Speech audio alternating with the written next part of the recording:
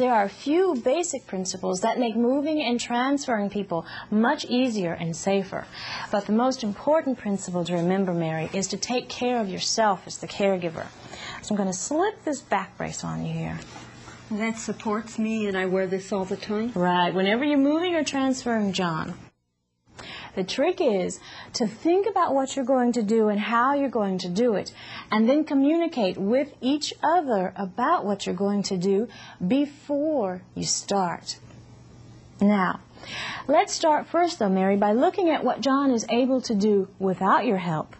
That way we can see what he'll be able to help us with when you move him around in the bed, sit him up in the bed, or transfer him to the wheelchair or the bedside commode. Now, John, it's very important that you try to help yourself as much as possible, okay? Okay. Mary, it's really important to keep the bed at a good working height for you. All right, John, now I'm going to move you one section at a time, starting with your feet first, then your midsection, and finally your shoulders and your neck, all right? All right. Now remember, John, I need you to help me as much as you can, okay? Okay. I'm going to move your feet first. Can you raise your strong leg for me? Great. Then I'm going to move your midsection. Okay. Put your strong leg down. And finally, I'm going to move your shoulders and your head, okay? Okay. There we go. You see how he scooted down in the covers? Now, remember you have to raise or lower the bed so that it's at a good working height for you. Now, John, I need you to help me once again with this move as much as you can, okay? All right.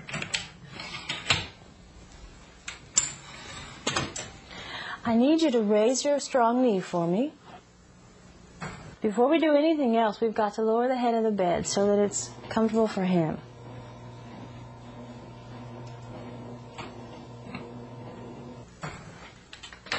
I'm going to move this pillow out a little, okay? Mm-hmm. I'm going to put my hand underneath you like this, and then I'm going to put another arm under your shoulder blade. Now, when I say now, I need you to help me push you towards the head of the bed, all right? All ready, John? Ready. Now, I'll show you how to sit up on the bed. But before I do, I want to put this transfer belt on. The purpose of the belt is to give myself or Mary or whoever's lifting you something to hold on to. And you'll really appreciate it because it'll help you feel more secure.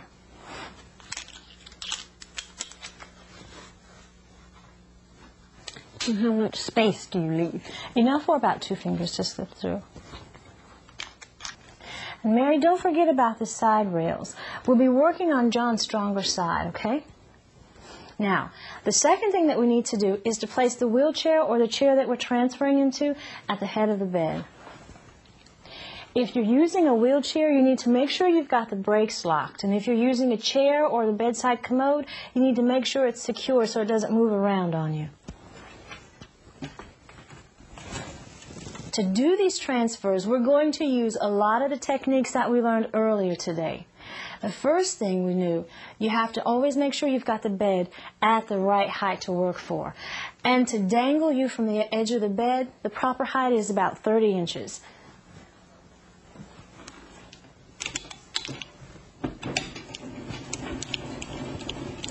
After we've got the bed lowered, the next thing we want to do is move John closer to the side of the bed. And remember how we moved you earlier today? We started with your feet, and then we went to your midsection, and then we did your shoulders and your head. And that's what we're going to do now, okay? Right. And remember, John, as much as you can, help me out, okay? Yes, ma'am. Can you? Good.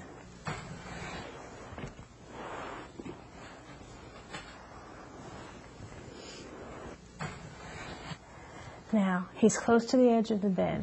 The next thing I'm going to do is raise the bed till you're at a sitting position, okay? Mm-hmm.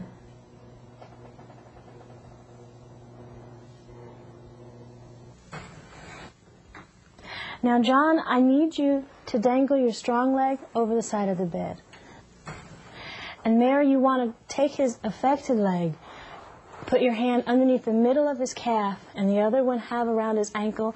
Move it close to the edge of the bed so that his heel is just touching the tip of it. Okay, John.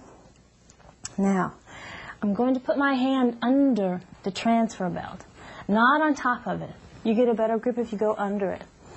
I'm going to put my other arm around your shoulder and get you right behind your shoulder blade. Now, when I say now, I'm going to turn you a quarter of a turn so that you'll be sitting up on the bed, okay? Okay. Now,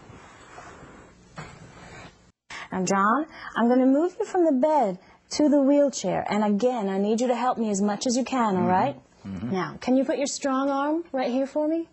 Good. And I'll put both hands around your waist, grabbing the transfer belt. When I say now, I'm going to lift you, turn you a quarter of a turn, and you'll be sitting in the wheelchair, okay? Okay. You ready? I'm ready. Now. Oh. Okay. Let's move this.